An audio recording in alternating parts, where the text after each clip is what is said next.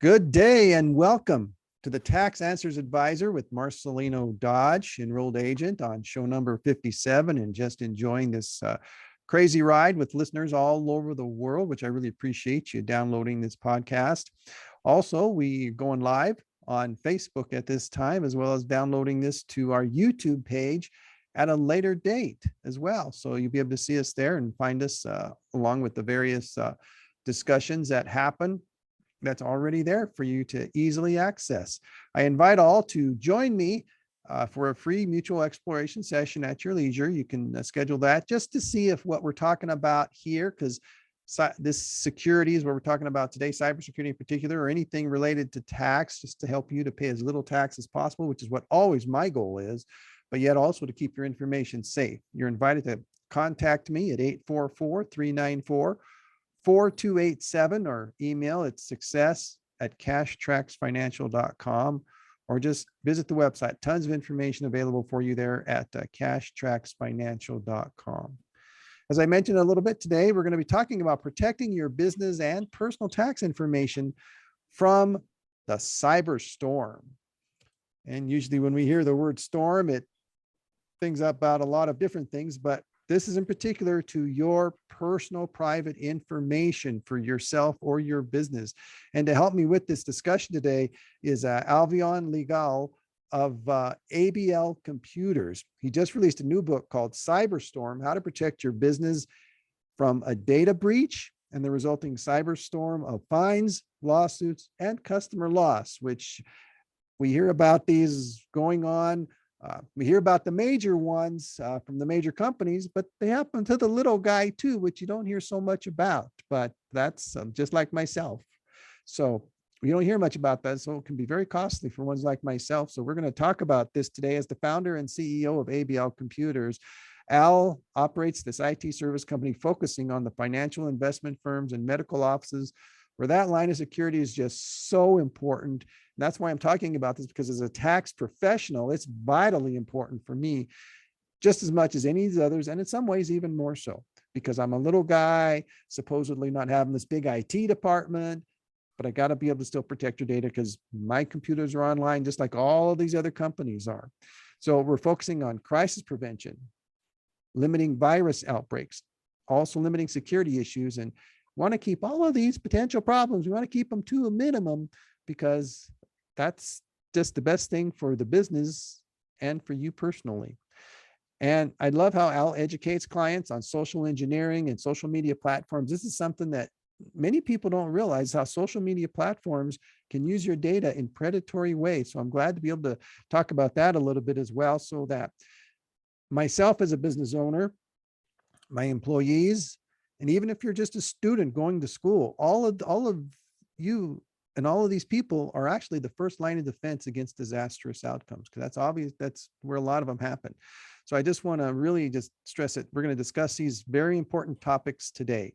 And so I'm going to welcome Al. Thank you for joining the program today. Thank you, Mr. Dodge, for having me. Once again, it's always a pleasure being here on your show. Yes, we really appreciate having you here, because these are such vital topics to cover, especially security and related to taxes. See, it's interesting. I have a tax program that I talk about where I talk a lot about tax stuff, but really, because IRS requires that I have basically like a cybersecurity policy. And so because I deal with so much information, I feel it's important to talk about this for my taxpayers and the people that listen to this program, because it is important. We're going to discuss that even a little bit more as we go along there, and you got some wonderful information. But I just wanted to ask you a little bit here. Why did you feel it was so important to write your book here about the cyber storm? Well, one of the reasons why I feel so important, because a lot of small businesses out there don't see it as an important something as an important task to take on, but rather, or they figure it's an impossible task to take on. It's super expensive. But I wrote the book with the purpose of trying to educate a lot of the business owners out there that these are some small steps that you could take to help protect their clients' information, even protect their own information there, so that they don't fall victim to any of these cyber criminals out there or these bad actors. Mhm. So that's the whole purpose of the book. It's just there to educate anyone that's interested in moving forward in a cybersecurity action plan for their company. Okay. Yes, and certainly that's what I've been constantly working on as well. I've taken continuing education classes for this just for tax professionals to do that. And so I've been and developing a plan. I know for myself is just it's an ongoing process. You start and you adjust and you adjust and you just keep adjusting and you keep it up to date as best you can because it's a constantly changing there. Now, one of the interesting points I really liked about your book is how we see how on TV or media, how they often show hackers there, that little guy in that dark room with that hood on or whatever, doing their little thing. But yet, as you point out very nicely in your book, that's not the case for hackers. No, definitely not. Hacking, it's not a difficult thing, and it's just a matter of people just paying attention to your actions and what you do. And one thing that a lot of hackers use is something called social engineering.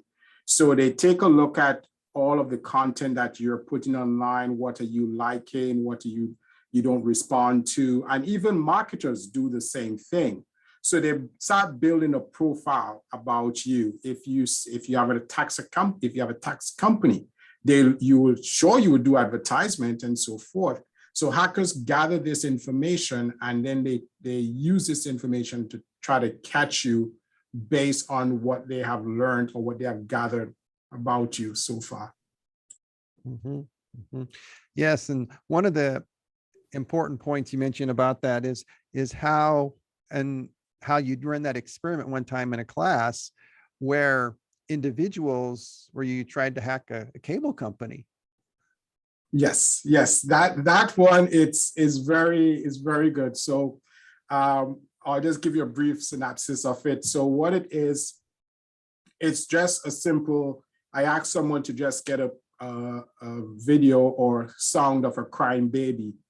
And then we called the cable company, and this lady pretended to be, that she wants to change the information on the account, get Disney or cartoon channels shows so that the kids could watch this channel. So with them calling and they're hearing the baby crying in the background, they have already created a case of sympathy or empathy with the agent on the phone. And interesting enough, the agent was a female, so you have that already. The scene was already set, and we were able to make changes to the to the account without even us having access to that account or anything like that. And these are some of the tactics that hackers use, something as simple as a baby crying. So it presented a stressful situation, and then because of that, the representative on the phone was able to make the change, and we got the Cartoon Network and the Disney Channel and all of these things added to the account. So these are things that these are what hackers use for to get into people. Mm-hmm. Yeah, oftentimes too, we think about things like security questions and I'm sorry, passwords is where I'm going. Passwords and PIN numbers. And I know on cable companies, sometimes you're supposed to have the PIN number to be able to access the account or be on the account. But as you just explained, it's not that, well, it's easier than you think to get into these if you have the certain emotional appeals, which is certainly in your particular case that you described there, that is what happened. Now, I also appreciate, yes, we always talk about having a certain password, difficult password of a certain length and certain types of characters in the password or a PIN number. And they always stress these areas about not having something that's easy to remember or just all these different suggestions that's made out there. But something I hadn't thought about, but a point that you make very clearly in your book is about how hackers don't necessarily need to know that stuff anymore. They can get by with some other things as well. So what can you tell me about this? Yes, they could get by with many other things. So I'll give you an example. Excuse me 1 second. I apologize. I'll give you an example. So this happened with an accountant. And what this hacker did, it was the last day of tax season. And as any CPA would know, most clients tend to send their documents on the last day. People tend to wait for the very last minute. So what ended up happening with this person, they got a bunch of emails from clients with documents attached and so forth. So the person was going through their emails and they're seeing the attachment and just clicking opening, clicking opening, clicking opening. So that monotonous and repetitive action now, the hacker actually sent an email with a document attached. And what the hacker did, they typically, just a little side note, typically most applications, when you scan a document, it tends to give it a doc.pdf name. That's what it by default, doc. Whatever it's going to be. So this file came in, it was actually doc.exe. And just because of seeing so many DOC files coming in and so forth, they just click that went. And sure enough, this was an executable.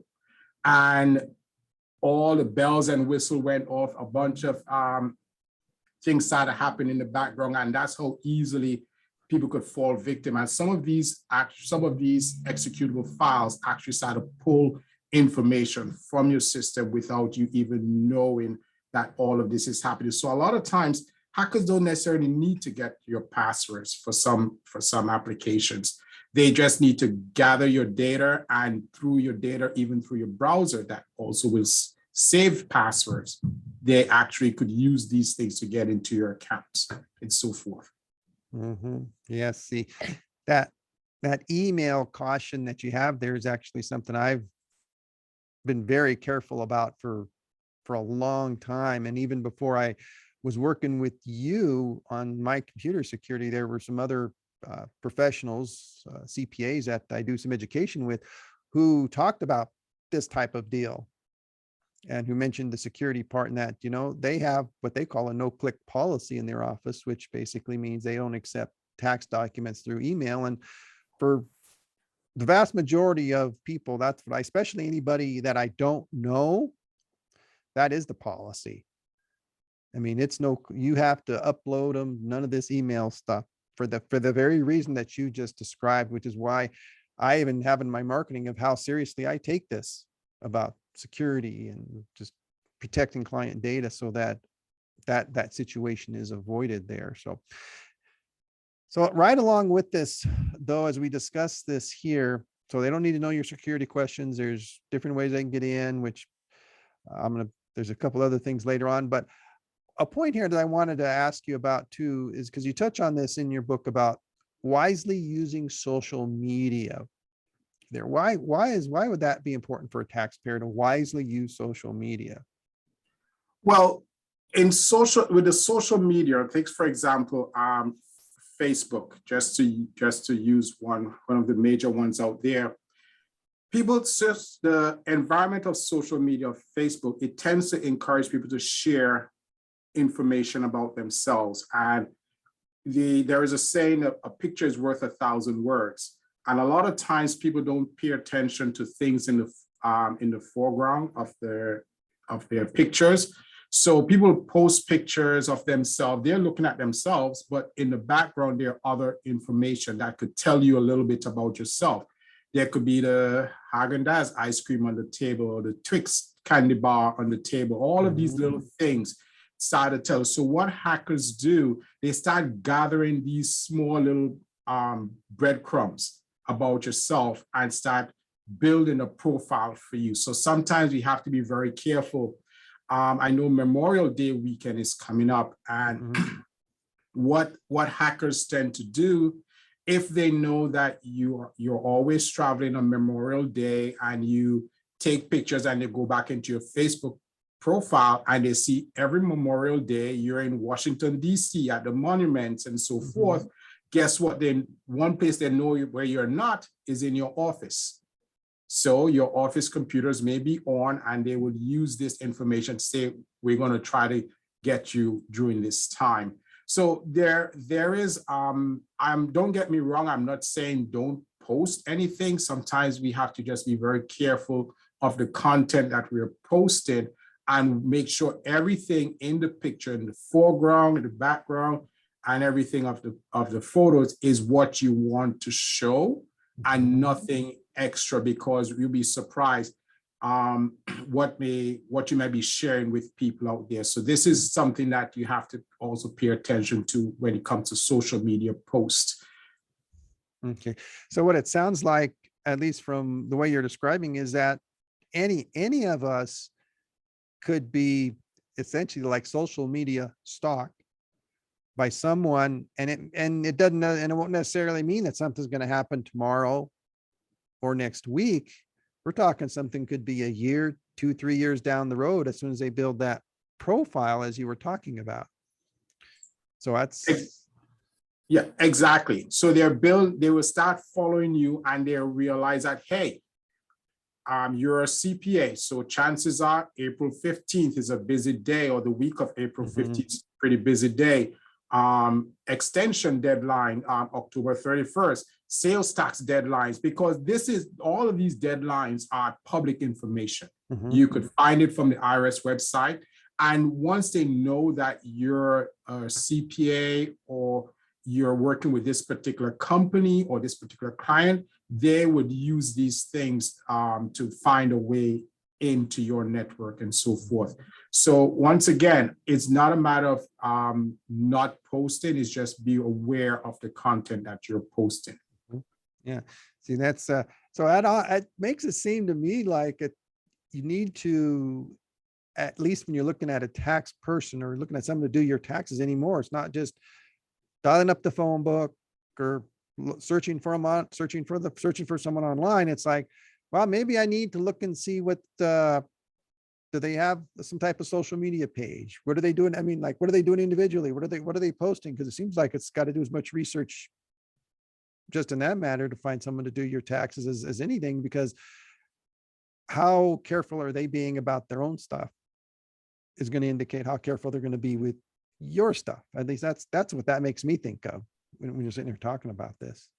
Exactly. And one of the things, especially for CPAs, like what I pay attention to, if I go to a CPA's office, yes, I know the desk is dirty, and the desk, when I say dirty, I mean has a lot of paper on it.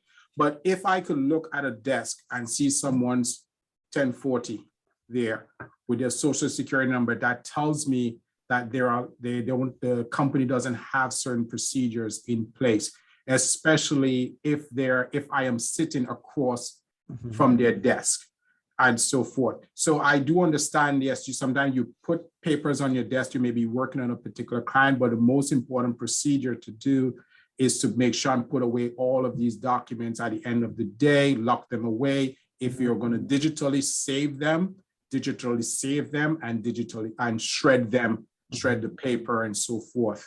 But a lot of accounting firms, they don't pay attention to that. They will see clients with someone else's tax return sitting there, because you never know who may take up who has a photographic memory, or even use their cell phone, something simple as a cell phone, just to take a picture of a tax return that's on your desk. So these are some steps that you could take to help protect your information, your company, and also your client's information. Yes. Now, on just a side step here for just a minute, I'm thinking, as we're going through this, makes me think, I get these periodically, and it's really weird that I get them, but at the same time, I'm knowing why, is that there are companies out there,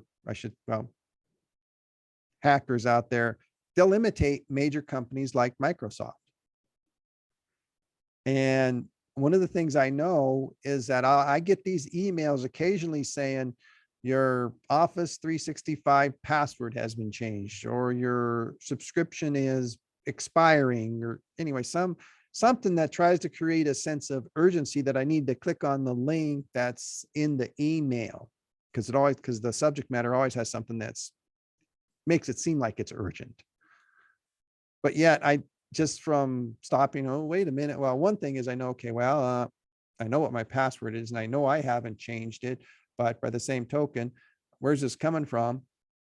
And then two, if they're saying my subscription's expired, I'm like, wait a minute, I know when my subscription renews, why am I getting this in September? And I know it's in a different month that it does it. So, and then when I stop and I look at it, because they'll try to imitate Microsoft's logo and everything there. But one thing I have learned is to always go and look at, okay, what's the email that it's originating? Where's the originating email or the sending from email address? Then it's like, well, in some cases, it's like completely different. In other cases, it tries to be just close enough. So have you seen some items like that happen? Yes, those are things that I see and come across a lot. And one of the things that we have systems that we put in place to help in cases of that. Like, for example, I'd just like to say this, cybersecurity goes beyond just a firewall and an endpoint protection. It involves cybersecurity involves people, processes, and technology. The processes are simple things that you will implement into your entire practice, what you will do, and so forth. The technology is where you put in your firewall or you have the risk and compliance thing. Those are typically things that is given to you by the federal government, you understand, some state or federal organization. But the last part of cybersecurity is people. Mm-hmm. And I know earlier you said that you don't click on emails and so forth. You don't click on links. And you made a very good example that you saw the email and you stopped for a second and you thought about that email. You said, I know my subscription is not expired. I know I did not change my password. Mm-hmm. And with cybersecurity, when it comes to the people, mm-hmm. It is good. It is great that you stop for a second and just think. Just think about it, because it's not to say your entire company is on fire and it needs to be dealt with right now, but you stop for a second and think. But what do you do when you have an entire organization of multiple employees? Mm-hmm. Not everyone will take those necessary precautions. So that's where companies like mine come in, mm-hmm. where we put things in place to help those fast clickers, we call them, and it's all about it's cybersecurity training. We give them security training. What we do, you mentioned Office 365. What we do with your Office 365 subscription, we brand it to your company. Mm-hmm. So when you click on the link, it actually takes you to your everything will look like your company. Mm-hmm. So that's one of the things that we specifically do. It doesn't look like the traditional Microsoft signing, what everyone will typically see. Mm-hmm. But one of the things we do, we specifically brand it and we let our clients know, when you see this, you know you're in the right place. If you don't see this, you're in the wrong place. Mm-hmm. And these are things for those fast clickers and so forth. But mm-hmm. Another thing is some of those emails, they come through, if you don't have an email security system in place that's scanning your emails, that it's coming from, it's called, those type of attacks are called phishing attacks, that you need to have a security system in place that detects phishing attacks and so forth. And not all system 100%, but yet still, aside from everything else, you have to have the security training. You have to do some sort of a branding with your Office 365 accounts and so forth. And last but not least, if you cannot take a second and think about it, there is always an IT person you could call. And what we try to tell our clients is, give us a call.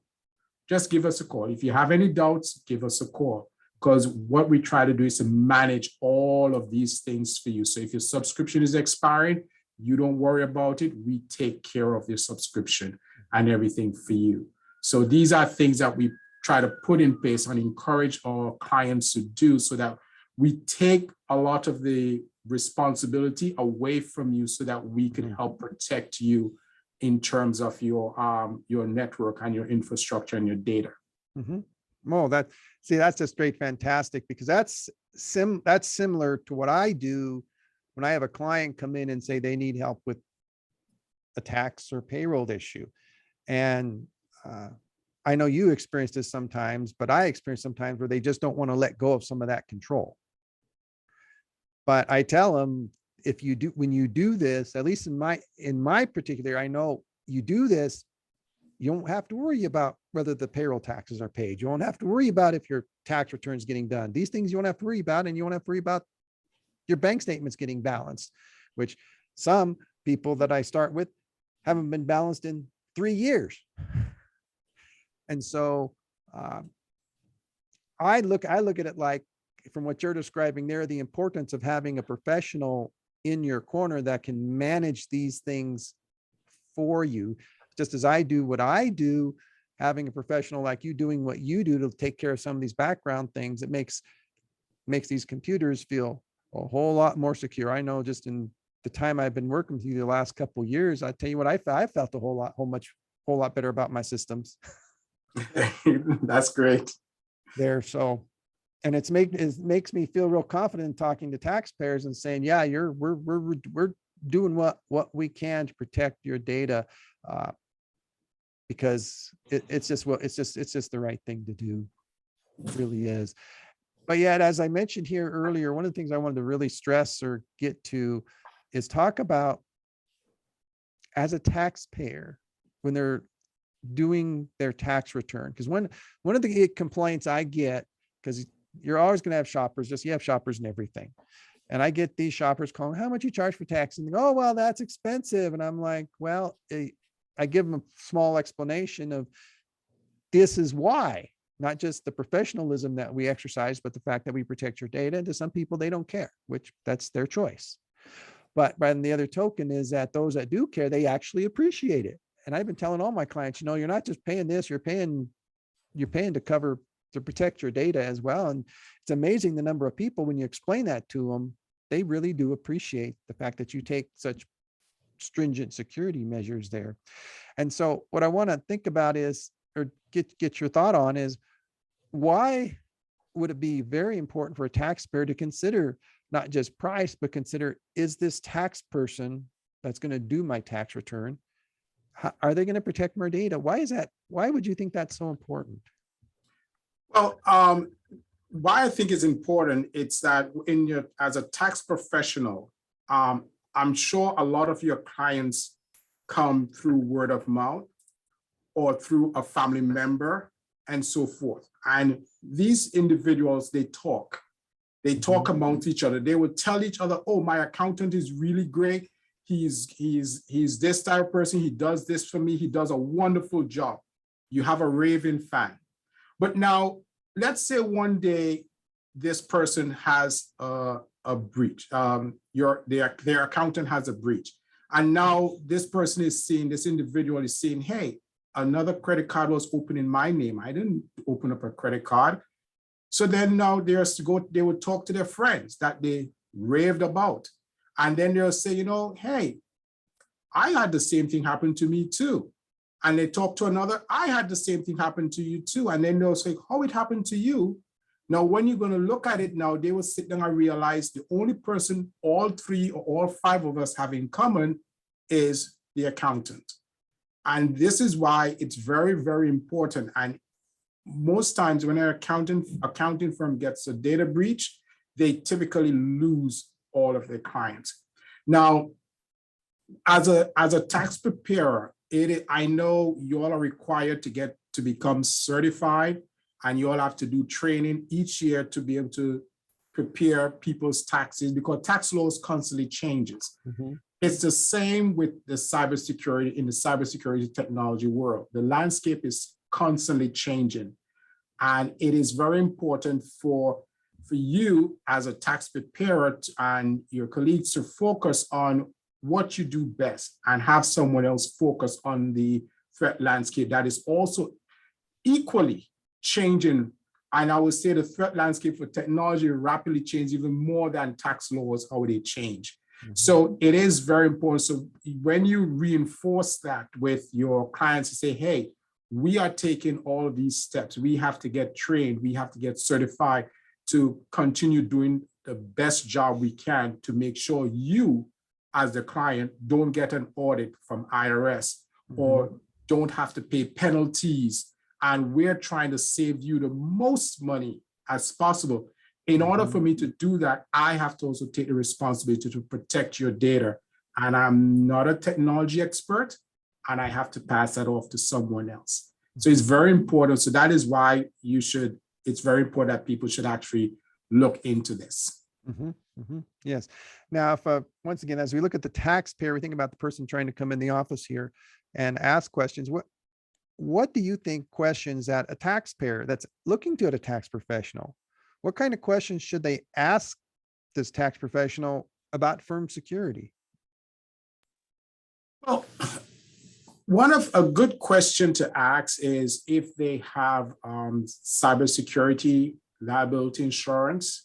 And that is something that is very important, because in the event that a tax company gets breached, that company needs to pay for credit monitoring for that individual and making certain that to get anything rectified. And insurance is the way to go, because to do this is a very expensive thing. And the way it works is if you may only be working with 100 clients this year, or 200 clients this year, or 300 clients, but when you have a data breach, they look back at all the data that is exposed to the breach. So if you have been in business for 10 years and you have 10 years worth of data there, that's 10 years added up of all these clients you have to pay for cybersecurity insurance for.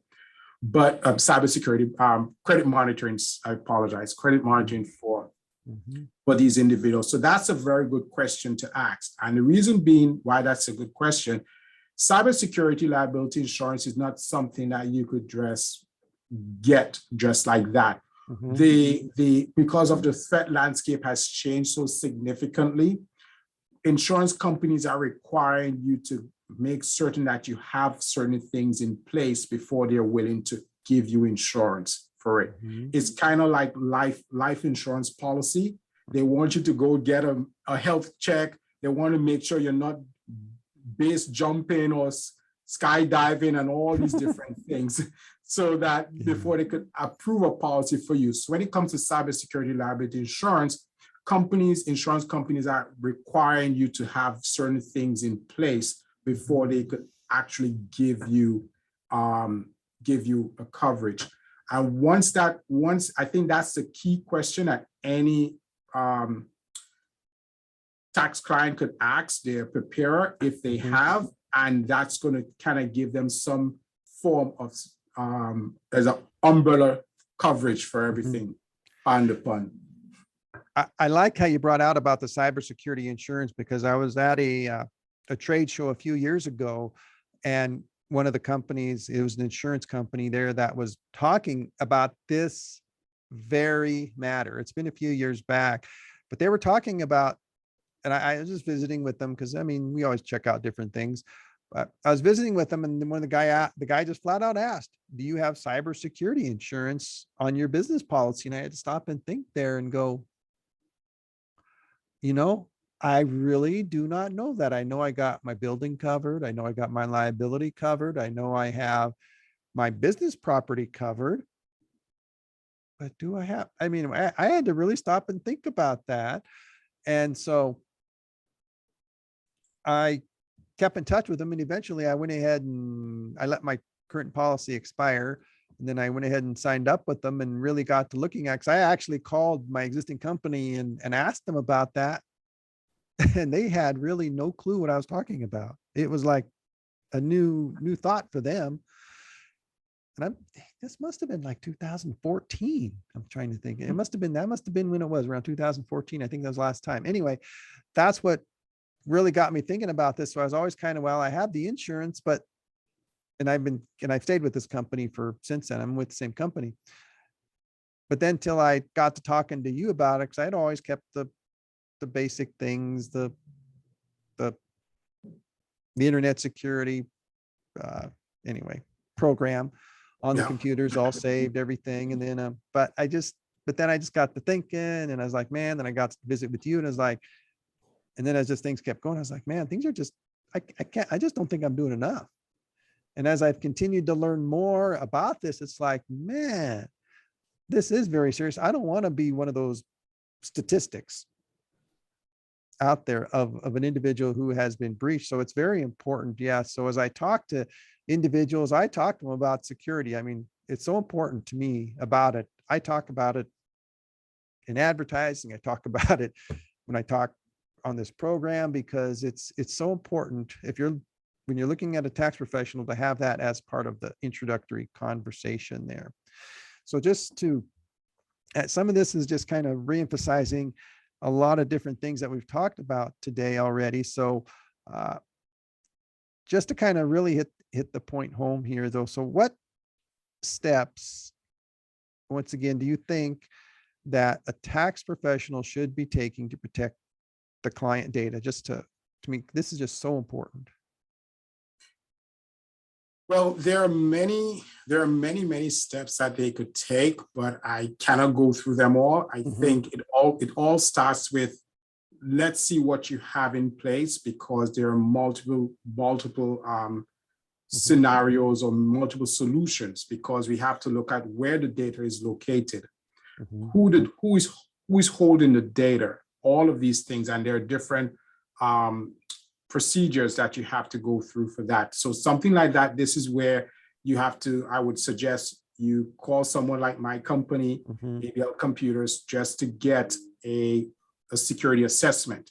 And these are things that we do for our clients or prospects or anyone that's interested. We do that for free. And we're able to develop a cybersecurity action plan and for companies and so forth. But if there is one thing, I will not say this is a silver bullet that's going to be the one and done and you're protected.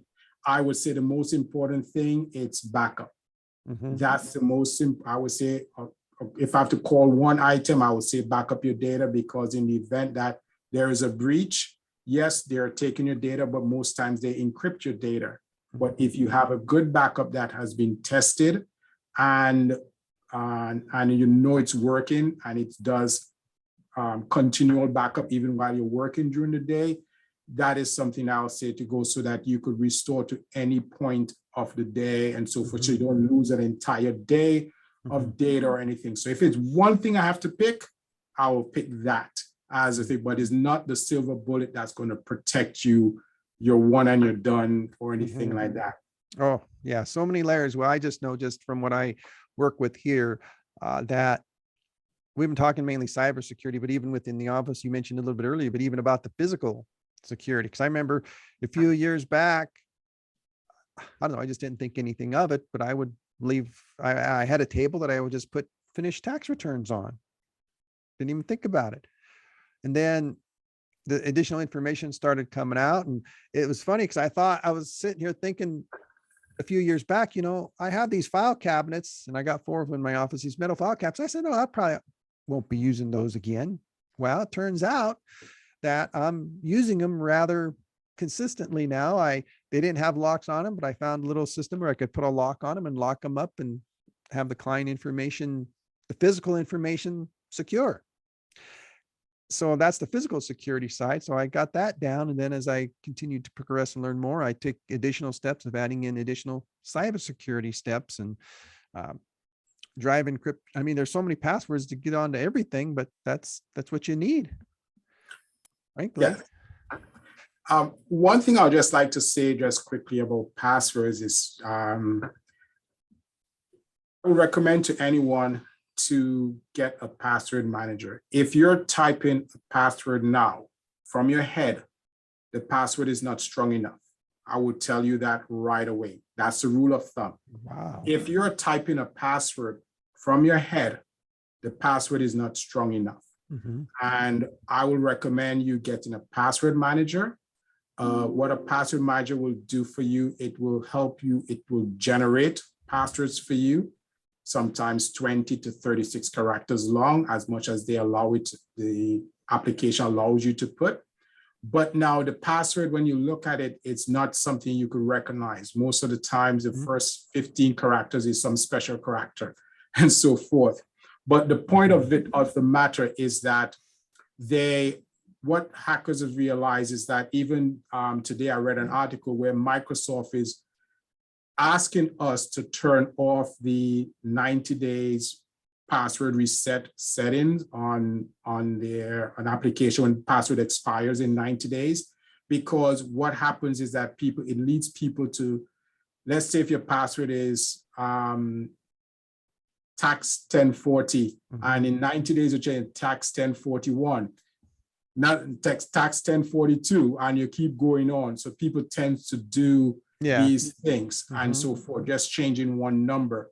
But once again, the most important thing when it comes to passwords are to just get a password manager, select a extra super strong password just to get into that application. And that application is going to generate all the passwords for you for all of your other tools. And with that application, do turn on two-factor authentication on that application. So whenever you sign in, it requires a second code for you to access. These are things that we do provide all of our clients because we realize the level of security that it required for them just to protect themselves, because we're trying to deal with the people side of the cybersecurity paradigm. Yes, definitely there. I understand that because most of my applications, have that two-factor authentication as a part of them, be it going to like a authentication app of some sort or a texted code to your phone, because at least the thought is that they may get the password, but they're not necessarily going to have access to that second code. So, but I do know sometimes, so one thing I did happen to notice on one of mine, when I changed my cell phone over, I noticed I did have to go into one of my applications and say, this phone is no longer valid for that code. So I did catch that because it'll send it to both phone numbers but the code, I had to tell it that this one's no longer valid. So, and something else I do find always interesting. The last couple of years, this has really been happening a lot during tax season, that I caution tax professionals and even taxpayers on, is that sometimes these hackers will send you a message saying, oh, I'd like you to do my taxes. And everybody goes through a rigorous process here because of it. And I always find out who's legit and who's not, because they'll say, okay, do my tax. I'll say, okay, I'll respond, but this is what we require. And I give them all the little requirements, which is standard procedure anyway. And then what they do is that they'll turn around and they'll say, well, they'll respond. Instead of doing what I told them to do, they'll say, here's my basic information, click on this link. And I even got one this last year that it looked, it looked pretty legit. I mean, it had a nice little signature on it, even had the guy's picture and everything, like he was serious. But yet I said, okay, this is what you need to do. I never heard from him again. I even made it possible because I said, okay, here's your email, here's some basic information. I can put it into my client management program and just say, okay, here's your introductory email, here's your name, open up your account here and put your documents here. Nope, never heard from him again. And I'm like, well, he wasn't serious at all. He was just fishing, as you say, trying to see what he could get you to do. And I've gotten these type of emails. It's been the last couple of years. These have been showing up, coming in. And so that's where I know I need to be professional, which is why when I have new employees or whatever come in, I stress about this, just no click. In fact, with them, I tell them, you can't click on anything in an email that comes in, especially any attachments that come in. Don't be clicking on anything, because this is why. And actually, most of the people I've worked with, I've had the fortunate to work with, they've been like, okay, yeah, that makes sense. Because I always explain the seriousness of it to them. And I explain the seriousness to my clients because it is so vital that they just do this and be very, very careful about it there, because it is people's information there. It is people's lives essentially that I'm working with here. And I've established a level of trust, which I'm always amazed. I just do my best to help people, but it's amazing how just working with people, being kind to them and just being professional, just you build that level in there. And then how easily through something like this, that can just go poof. Right. Yeah. And as you talked about emails, what I'll say, what I've noticed that's common across the industry is a lot of accountants and CPAs have an AOL or a Gmail or Yahoo email address. And I think that it's a huge disservice that they're doing to their clients, because just as how they hackers will know that you have your tax accountant or a tax professional, they find out that you have a Gmail or something like that, they can easily find out who your clients are, not through you, but maybe even through one of your clients saying that, hey, Mr. Dodge he's a great accountant and so forth. He does really good job for me and so forth. They're posting these things online. Now, if you have a Hotmail, Gmail, or one of these free accounts, what tends to happen, and what I've seen a lot, it's that hackers will tend to create an email address that's similar to yours. If your email address has like an I or L, they will try to use the uppercase of the version, like an uppercase I looks like a lowercase L in some cases. And when they send these emails, they could send an email to your client saying, hey, Al, I happen to mistake your account number. Can you just send it over to me? And the client would just, okay, this is Mr. Dodge, and reply to that email. So what I try to let them know is to stop using these free email accounts, because your clients could easily fall victim to that. And as I mentioned before about processes, some of the things that you could tell your client is that, one, we will never ask you for your bank account number via email. We will never ask you these information. We will pick up our phone and call you and ask you over the phone for this information. We will never ask you in an email for your social security number or anything like that. So these are things that companies could implement. And especially with emails, that's the easiest way anyone could get into a company, because most threat comes through emails. Yes. Yeah. Well, that's why I guess that's why for years I've used one of the URLs that I've used for business for the email, just for that. I hadn't thought about that before, but I always thought of it as more of a branding thing myself. I didn't attach it to a security thing, but it does make sense that it would be more secure, because you look at, in my case, lamartaxes.com, that's like, that's coming directly from him, because he owns that. He runs. Exactly. He runs that. So, but I agree with you. A lot of the emails I've seen from CPAs and other people that do taxes are not what I call a branded email. They're a free email. And I can see very well how that could be problematic for, and the crazy part about it is, and just what I've used in my little technology that I've learned, is that it's not that expensive to even set up the email related to your website, because they'll all have a website, taxwhateverservice.com. It's like, why don't you just use that for your email? And it's very low, it's very cost effective, and obviously from what I can see now, it's even important for security purposes as well. Yes. Why?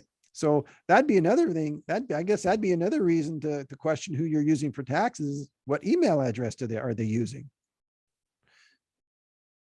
Are they using a free one? Because I would admit I have a free one, but that's personal. That's kept separate from business. So, but if I may interject here, sorry about that. But you mentioned branding, and I'll speak as a client here for now. If I am paying you to do my taxes, why do you have a free email? You understand? Why can't you get an email that you could pay for? What are you doing with my money that you're telling me to pay for this service? So these are, as you mentioned, branding, that is really key But it's, since I'm a cybersecurity expert, I will tie it back to cybersecurity. It is a security breach there if you're using one of these free email services that you can that they have out there. Yes. So yeah, so that's another caution for you as a taxpayer is what kind of email is your tax person using? Or especially if you're allowing your friend to do it, that's another issue because that's, you imagine how unsecure that is, as well as how many of those that you got to fix, and then even other mistakes that are often made with those. That's a whole nother discussion there. So anyway, just think about, if you don't put it like this, at least from my standpoint, is that if you're not going to do your own tax return, you need to have someone who does it, who has not only the knowledge of the taxes, but the security precautions in place, both physical and software and cybersecurity wise. That way your information is protected, and don't be afraid to pay for that kind of protection, because it can end up saving you a lot of hassle, because we haven't even talked about identity theft. We don't have time to talk about that, but it's just the importance of it that we got to keep in mind there. So where can, we've been talking about all this, but where can ones, if they've been very interested here, come about the cyberstorm, where can they go find your book there, Al? Well, our book is found, it's on Amazon, just search for Cyberstorm. And just so that everyone knows, all proceeds from the book sale goes to the St. Jude's Children's Hospital. So none of that is coming to me. However, I have collaborated with some colleagues to put this book together. And you see, or you could visit ablcomputers.com/cyber-storm, and you could find it'll take you directly to a landing page. Now, if you are interested on that page, if you're interested in getting the free cybersecurity assessment for your firm, you can reach me. You could also fill out that form there, or you could just go to ablcomputers.com. You'll find me, or you can reach me at 718-848-8102. There, you could just reach out to me there. Tell me you saw me on Cash Track Financials YouTube, and we'll give you all of these things, a free security assessment. Once again, there is no obligation to buy. This is just a free service we're giving to CPAs, accountants, or any type of businesses. We could come and take a look, or we could do something over the phone, over Zoom, and just take a look at the infrastructure, and we could put you on a path to becoming a good cyber citizen out there. Thank you. Great. Thank you, Al. We really appreciate your joining us today on the Tax Answers Advisor. It's been very educational for myself and for the listeners here about the importance of protecting your data, and the importance of having the right tax professional do your data and protect your data. So ask them those questions. Don't be afraid to ask them, how are you protecting my data? Which, at least anymore, to me, is just as important as how well do you do the taxes. So let's keep those points in mind. So if you have any questions about today, or want to talk about any of the services from Cash Tracks Financial, always call me. It's 844-394-4278. Of course, visit cashtracksfinancial.com. And then, of course, the email, which is success@cashtracksfinancial.com. Always invite you to perhaps even give me a call for a free mutual exploration session, just to see if any of the services that we offer here, where we do very strongly protect your data at Cash Tracks Financial. Again, I thank you so much for listening today to the Tax Answers Advisor on the Voice America Business Channel.